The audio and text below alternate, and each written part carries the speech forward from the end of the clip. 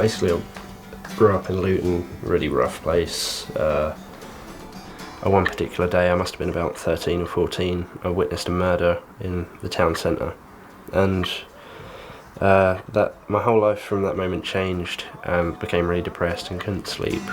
Never feel down, 'cause you've been raised in gangster stabbing, mobile jacking, youth binge drinking, folk style singing, good old Luton town.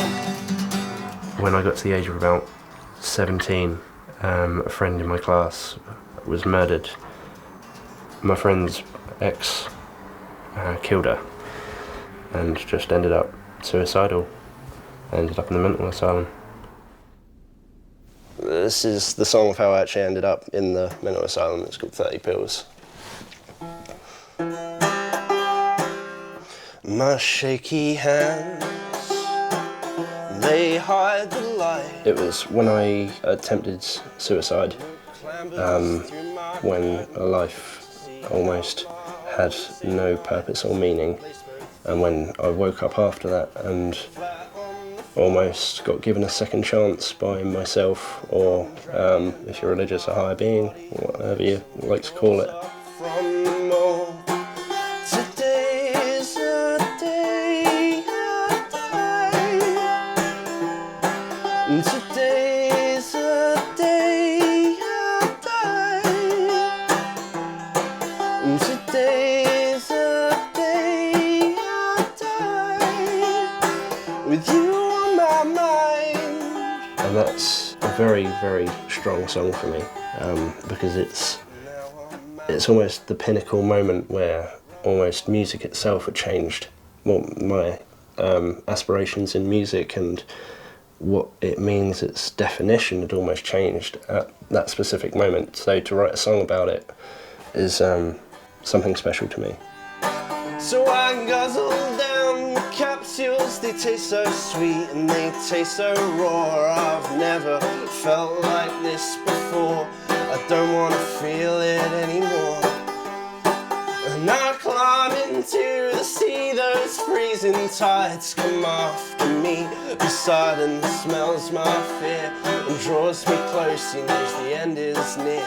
I found when I went into the hospital, I was passed around from so many doctor, trying to evaluate, you know, what I am, sort of thing, which I really like. I like having a label, you know, you are crazy. And I wake up on a life support, my family's by my side. I see my mother's falling eyes and I scream so sorry. 'Cause today's... You have to regurgitate the story so many times that, whereas before it was so painful to even, you know, have a glimpse at my past or anything like that, now it sort of erupts naturally, and the fact that I can focus them in on instruments just really means the world to me. And I'm sorry to be the guy who tried to leave you on your own, in a world already all full of goodbyes. It's just things they clamber onto my weighty heart, and I don't know how to try. But God knows that I will start to.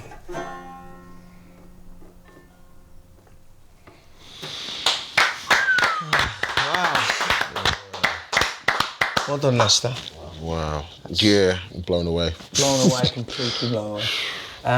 What a beautiful, you know, comeback journey. You know, you just to be so open about such an experience. Yeah.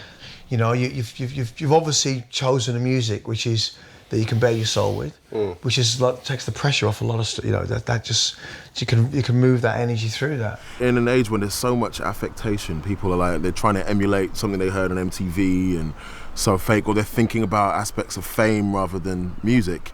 He's stripped of all of that. He was just very real, very unpretentious, completely uncontrived, and brutally honest in his music. And he had this real drama. It's the only word I can really find for it, where there are points where you're just like, what's going to happen next? Real poise and real profundity to his music. I'm absolutely blown away by him, to be honest. Back in London, I've asked Stephen Kerris to meet up with the National Youth Jazz Orchestra and 20-year-old Kwabena Ajabong. Right, chaps, Chicago.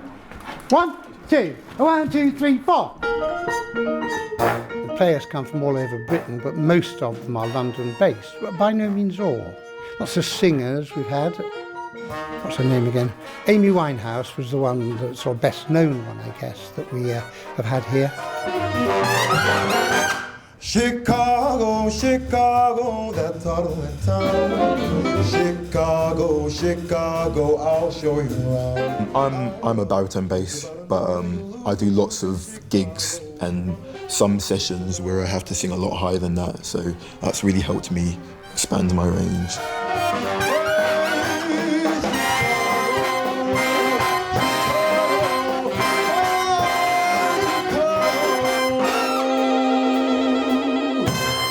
Singing has been the one thing that I've continued to be good at throughout my entire life, whereas everything else has just been all over the place.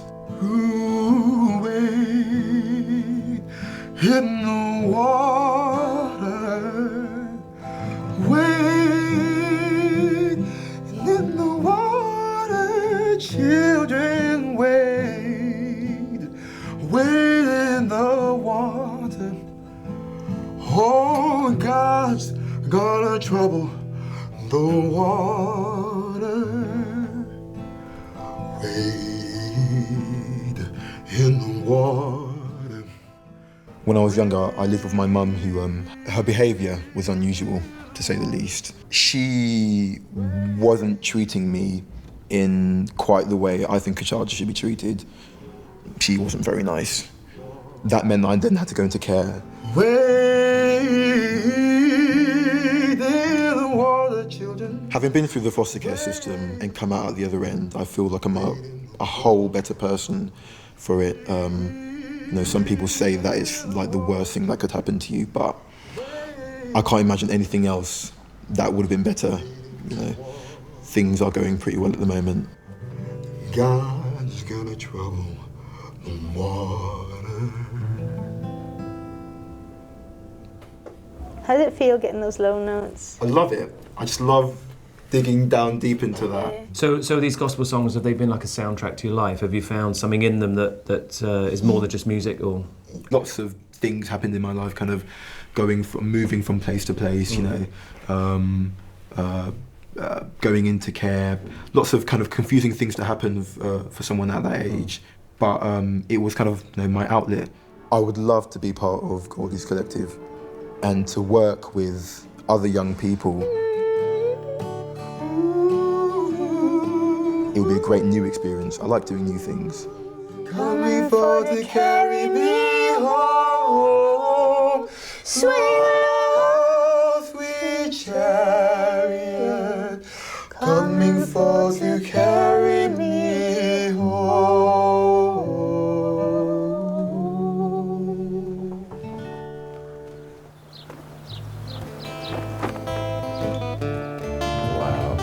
Meanwhile, Soweto and I are lost in the Highlands of Scotland. Well, we're in the middle of bloody nowhere. So what are we going to find here then? I don't know. It's a really talented stoat. It's not all beautiful scenery. Mate, this is like a prison complex. Right? It's kind of grey. On an isolated estate 30 miles north of Inverness, we meet up with 20-year-old Finn Creaney.